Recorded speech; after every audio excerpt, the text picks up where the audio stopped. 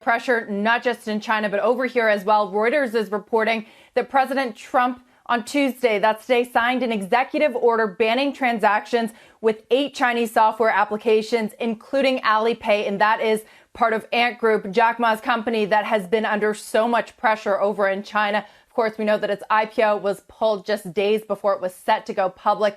Regulators are looking at breaking up the business. And not long ago, Melissa, about an hour ago, we had fresh headlines from the Wall Street Journal saying that Chinese regulators are seeking consumer data from Ant Group, citing official sources over there. So, Melissa, the pressure continues to be heaped on, although I'm not sure that many were expecting it to be heaped on this side of the world in the United States. However, this also isn't the first time that President Trump and his administration have taken aim at Alibaba and Ant.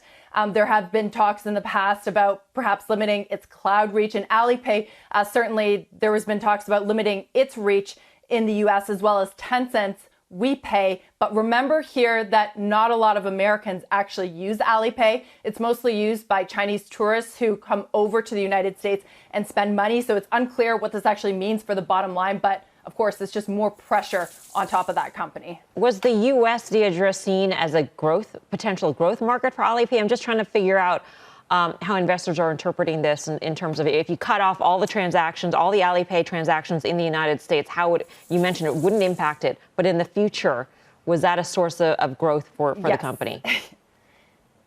That's a great point. Yes. And when this was being discussed a few months ago, it was seen as hurting the growth prospects. But remember, Melissa, that's also when Ant Group was valued at above $300 billion. Its valuation now is thought to be around $100 billion. It has far larger problems in the Chinese mainland than it does in terms of growth expansion elsewhere. So yes, it does potentially hurt those expansion aims and ambitions, which we know that Ant Group has had in the past, but they've got, let's say, far bigger fish to fry at home. I also want to ask you about this journal story that dropped in the afternoon about regulators, Chinese regulators, going after Ant Group to share its credit card usage data or credit files on consumers with the regulators and what that could do to Ant Group. As I understand it, Ant has already scaled back in terms of extending credit and lowering credit limits for its customers. This is key because remember also that its credit business has actually grown larger in terms of revenue than its payments business. Alipay is where it started, but credit has really been more lucrative, and the whole reason behind that $300 billion plus valuation. So yes, more pressure on this area of the business.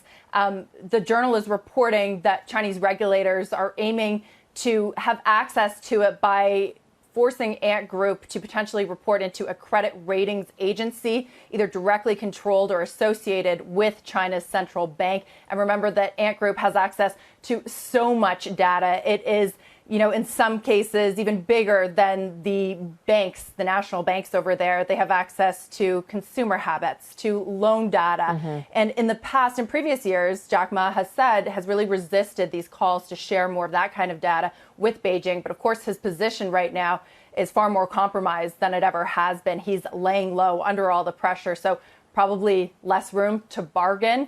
And again, it's just another hit for Ant Group. When you think about it, Melissa, just a few months ago on the eve of its blockbuster IPO, how far it's fallen, and really uncertain at this point how it gets back up.